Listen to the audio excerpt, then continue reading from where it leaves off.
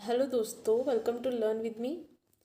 इस चैनल के थ्रू आपको इकोनॉमिक्स के साथ रिलेटेड जितने भी इसके कॉन्सेप्ट होते हैं, जितना भी इसका सिलेबस होता है, कोई भी एग्ज़ाम क्लियर करने के लिए, या फिर अगर आप +1 +2 में पढ़ रहे हैं, या फिर अगर आप ग्रेजुएशन में इकोनॉमिक्स से सब्जेक्ट ले रहे हैं, तो उसको समझने के लिए आपको ये वीडियोस जो है वो बहुत हेल्पफुल रहेंगी। ये वीडियोस जो है ये बहुत सिंप्लीफाइड तरीके से मैंने कोशिश करी है कि आपको इसमें कुछ जो इन्फॉर्मेशन है वो प्रोवाइड करवाई जा सके। तो चलिए शुरू करते हैं। जो लास्ट वीडियोस थी मेरी, 2 वीडियोस इसके ऊपर पहले बन चुकी हैं। डिस्क्रिप्शन में मैं आपको उनका लिंक मैंने दिया है, आप वहाँ से उसको चेक कर सकते हैं। तो वो जो लास्ट वीडियोस थी, उन वीडियोस में हमने बेसिकली इकोनॉमिक्स को बेसिक उसकी फाउंडेशन से पढ़ा था। क्या इकोनॉमिक्स होती है, क्या इसकी टाइप्स होती हैं, कैसे इकॉनमी और इकोनॉमिक्स एक दूसरे से अलग है, या फिर कैसे ये दोनों एक दूसरे से के ऊपर इंटरडिपेंडेंट है। इसके अलावा हमने ये भी पढ़ा था कि कैसे ये जो और जो हमारी सेकंड वीडियो थी उसमें हमने इकोनॉमिक एक्टिविटीज़ के बारे में पढ़ा था। कौन कौन से ऐसे जो आर्थिक क्रियाएं होती हैं जो कि हमारे किसी भी देश की इकॉनमी चलाते हैं, या इकोनॉमिक्स में जो अपना रोल जो है वो प्ले करते हैं, जिसमें हमने प्रोडक्शन, कंजम्पशन, एक्सचेंज और डिस्ट्रीब्यूशन, इन सभी जो टर्म्स थी उसके बारे में पढ़ा था। तो लेकिन ये जो आज की वीडियो है, ये मैंने स्पेशली कंजम्पशन जो फंक्शन है उसके ऊपर बनाई है, क्योंकि कंजम्पशन जो है वो बहुत इंपॉर्टेंट रोल प्ले करता है इकोनॉमिक्स में, इकॉनमी को चलाने के लिए। प्रोडक्शन हो गया, या एक्सचेंज, डिस्ट्रीब्यूशन, टैक्सेशन, ये सब कंजम्पशन के ऊपर डिपेंड करता है। मार्केट फोर्सेस जो है ये सभी भी। तो इसीलिए मैंने सोचा कि इसके ऊपर मैं डिटेल एक वीडियो बनाऊँगी। तो चलिए शुरू करते हैं। अभी जो नेक्स्ट है वो है हमारा व्हाट इज़ कंजम्पशन। तो consumption is the use of utility for the direct satisfaction of wants. देखिए, हमारी जो वांट्स होती हैं, कुछ हमारी नीड्स होती हैं, तो उनको हमको सेटिस्फाई करना होता है। तो वो जो हमारी ज़रूरत होती है, अगर हमको उसको सेटिस्फाई करवाना होता है, तो वो जितनी भी उसको हम बोलते हैं यूटिलिटी। कि दैट फॉर एग्जांपल, अगर हमको भूख लगी है, तो हमारे लिए हमारी यूटिलिटी क्या है? खाना। कि हमको खाना चाहिए, हमको फूड चाहिए। तो फूड के अंदर ये जो कैपेबिलिटी है फूड की अपनी, कि अगर हम उसको लेंगे, अगर हम उसको कंज्यूम करते हैं, तो वो हमारी जो सेटिस्फैक्शन है भूख की, उसको वो ख़त्म कर सकता है। ठीक है। तो इसका मतलब ये हो गया कि हम कंजम्पशन क्या होता है? Use of utility. हमने अपनी भूख की जो यूटिलिटी, उसको मिटाने के लिए हमने यूज़ करी है फूड की जो यूटिलिटी होती है, फूड की ज़रूरत, फूड की जो कैपेबिलिटी है कि वो हमारी भूख ख़त्म कर सकते हैं, हमने उसको यूज़ करा, उसको हम कंजम्पशन बोलते हैं। ईजी अगर लैंग्वेज में हम देखें, तो कोई भी ऐसी चीज़ जो हमारी सेटिस्फैक्शन पूरी करवाती है, हमारी ज़रूरत पूरी करती है, उसको हम कंजम्पशन बोलते हैं। ठीक है।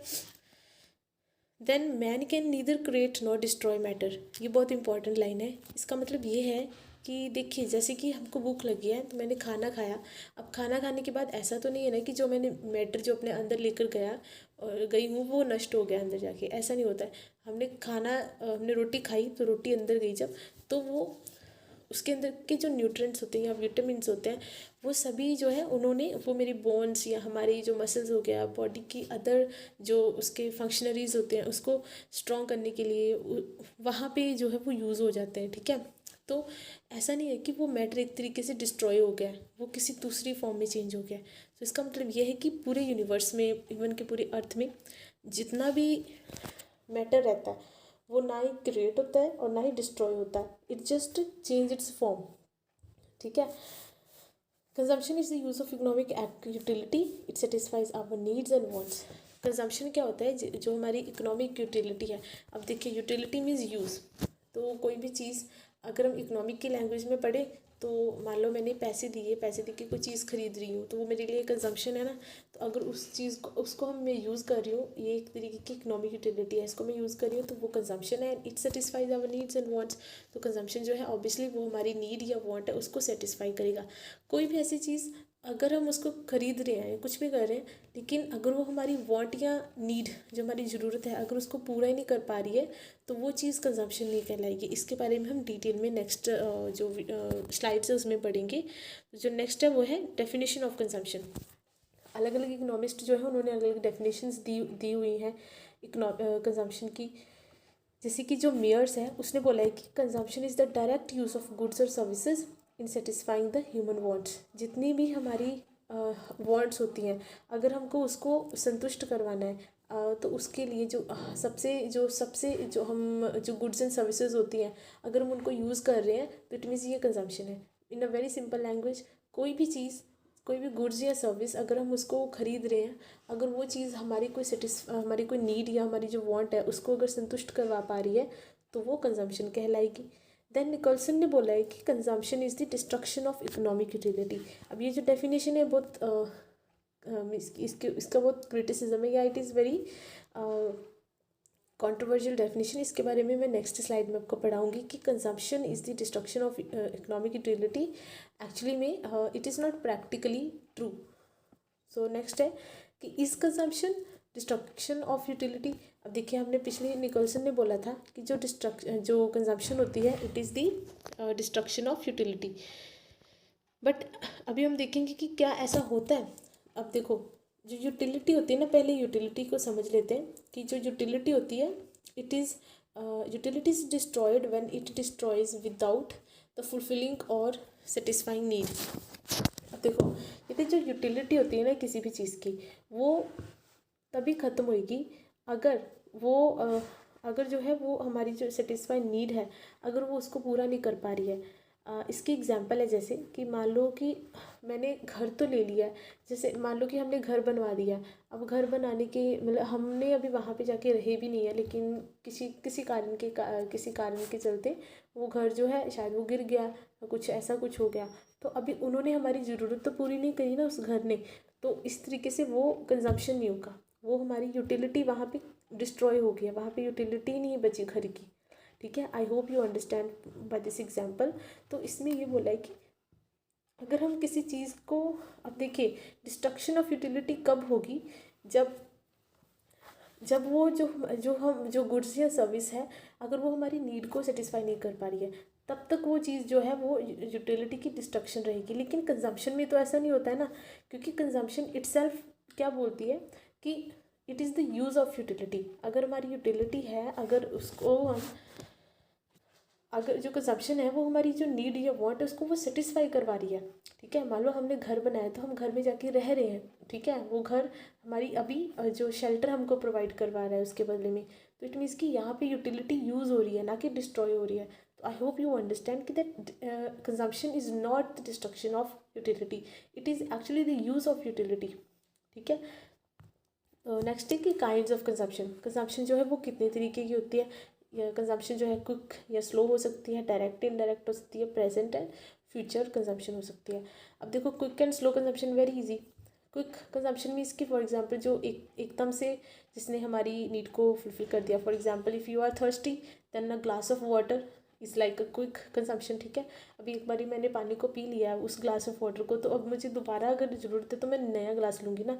जो एक बारी मैंने पी लिया उसको दोबारा नहीं पी सकते ना, तो ये होती है quick consumption. Slow consumption means जो धीरे धीरे से ख़त्म होएगी। ठीक है, फॉर एग्जांपल कि जैसे हमारे क्लॉथ्स होते हैं, तो हम क्लॉथ्स को हर बारी यूज़ कर सकते हैं ना, एक बारी के बाद में उसको हम यूज़ कर सकते हैं दोबारा भी, तो उसको हम बोलते हैं slow consumption. Then is direct and indirect. Direct consumption होती है कि फॉर एग्जांपल कि जैसे हाँ, भूख लगी है तो हमने बेकरी से जाके बिस्किट ले लिया। अब बिस्किट हमारे लिए क्या है, डायरेक्ट कंजम्पशन है, हमने डायरेक्ट बिस्किट लिया क्योंकि वो हमारी हंगर को ख़त्म कर सकता है। तो डायरेक्ट बिस्किट क्या होएगा, डायरेक्ट कंजम्पशन होगी। तो इनडायरेक्ट में क्या आता है कि जैसे हमको बिस्किट को बनाने के लिए पहले पीछे वीट होना चाहिए या मैदा या कुछ ऐसी चीज़ें चाहिए होती है, तो वो जो उसका जो इंटरमीडिएट्स चाहिए या जो प्राइमरी गुड्स चाहिए होती हैं वो एंड प्रोडक्ट तक पहुंचने के लिए उसको हम बोलते हैं इनडायरेक्ट कंजम्पशन। ठीक है, so in this case wheat will be our indirect consumption, क्योंकि बिस्किट हम डायरेक्टली बिस्किट खा रहे हैं लेकिन एक्चुअल में वो वीट से बना होता है ना, सो वो सब चीज़ें हम इनडायरेक्टली कंज्यूम कर रहे हैं, लेकिन हमको एक्चुअल में वीट नहीं खानी थी, हमको तो बिस्किट ही खाना था। ठीक है, सो ये चीज़ है। Present and future consumption. अब प्रेजेंट कंजम्पशन कौन सी कंजम्पशन होगी, जो कि मैंने अभी इसीलिए ही चीज़ ली है और अभी मैं इसको यूज़ करने वाली हूँ। ठीक है, अब जैसे मैंने मान लो मेरा पेन ख़त्म हो गया तो हमने पेन लिया, तो जो पेन है उसको मैं अभी अपना होमवर्क करने के लिए यूज़ करूँगी, तो it is my present consumption. ठीक है, इवन फूड, मान लो कोई हमने कुछ भी जैसे मान लो नूडल्स लिए हैं, बनवाए हैं, तो उस समय उसको कंज्यूम कर रहे हैं अगर, तो वो हमारी प्रेजेंट कंजम्पशन होगी। दैन फ्यूचर कंजम्पशन मीन्स कि जिसको हम फ्यूचर में जाके कभी यूज़ करेंगे। मान लो कि मैंने आज पेन ले लिए और 1-2 महीने बाद मेरे एग्ज़ाम है, तो वो पेन जो है वो मैं एग्ज़ाम में लिखने के लिए तब उसको कंज्यूम करूँगी, तब उसको मैं यूज़ करूँगी, तो वो मेरे लिए फ्यूचर कंजम्पशन होगी। This are very simple concept, I hope you understand. Next is importance of consumption, this the last slide. And इसमें जो है कंजम्पशन की इम्पोर्टेंस, क्यों हमको इसको पढ़ना चाहिए, क्यों ये वीडियो बनाई है, इसका मेन रीज़न ये है कि जो कंजम्पशन होती है ना, ये बहुत इंपॉर्टेंट रोल प्ले करती है इकोनॉमी में या इकोनॉमिक्स में। इसके कुछ पॉइंट्स हैं, जैसे कि consumption it is the beginning of economic activities. कोई भी इकोनॉमिक एक्टिविटी अगर हो रही है ना एक इकॉनमी में, तो कंजम्पशन उसका फर्स्ट पॉइंट है and it is also the end point. ये कैसे, देखो कोई अगर इंडस्ट्रियलिस्ट है, वो प्रोड्यूस कर रहा है कोई चीज़, तो वो प्रोड्यूस तब भी करेगा ना अगर उसकी डिमांड है, तो अगर मार्केट में कोई बंदा उसको ख़रीदना चाहता है, ठीक है। अब देखो हमको भूख तो लगेगी। अब मान लो मुझे भूख लगी है, तो भूख के लिए हमको क्या है, हमको गेहूँ चाहिए, रोटी चाहिए, सब कुछ चाहिए होता है। तो इसकी प्रोडक्शन तब भी होएगी ना अगर हम कंज्यूम कर रहे हैं। तो अगर हम डिमांड कर रहे हैं इस चीज़ की कि हमको ये चीज़ चाहिए, तो फिर ही वो चीज़ होएगी।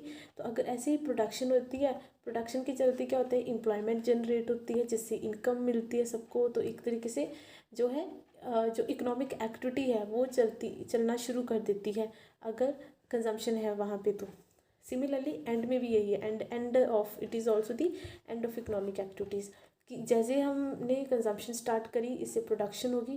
तो ये दोनों एक दूसरे से इंटर रिलेटेड, मैंने समझा दिया दोनों के बारे में।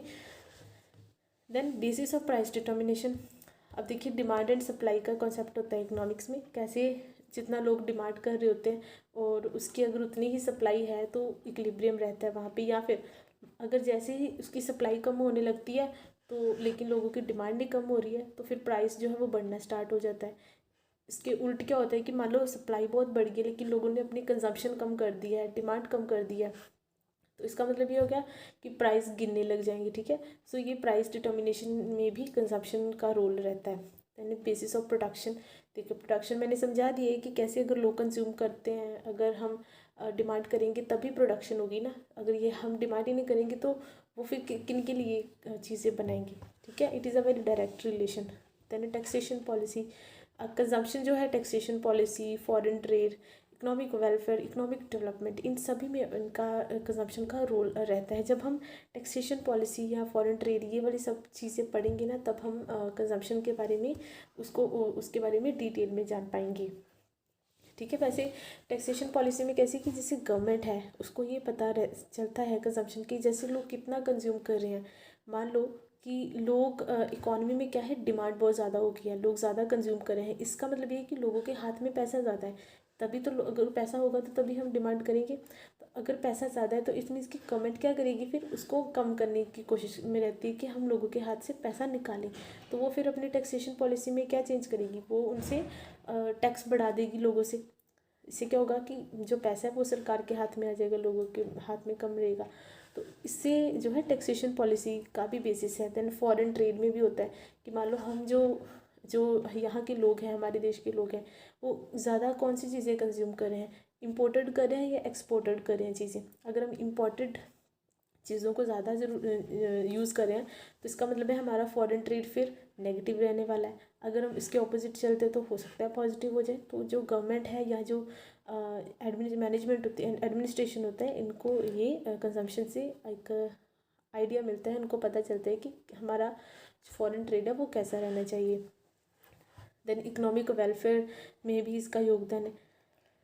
Economic development very important. Overall जो भी है इकोनॉमिक एक्टिविटीज़ होती हैं, जो मेन कोई भी इकोनॉमिक फंक्शन है उसका जो मेन मोटिव होता है वो यही होता है कि किस तरीके से इकोनॉमिक डेवलपमेंट लेके आया जा सके।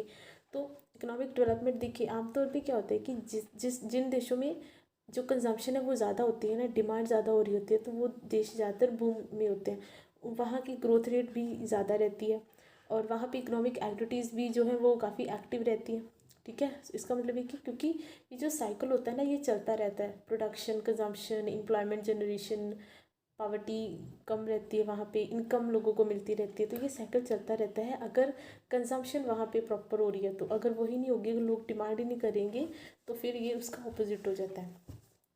तो ये था इसके बारे में, कंजम्पशन के बारे में। आई होप आपको जो है कंजम्पशन के बारे में कुछ पता चला होगा, उसके कुछ बेसिक कॉन्सेप्ट, उसकी इम्पोर्टेंस जो मैंने जो कोशिश करी समझाने की वो आपको समझ में आया। अगर आपको कोई डाउट है तो आप कमेंट सेक्शन में जो है वो पूछ सकते हैं। It is open for all and thank you so much. Also subscribe to my channel for further videos. Thank you so much.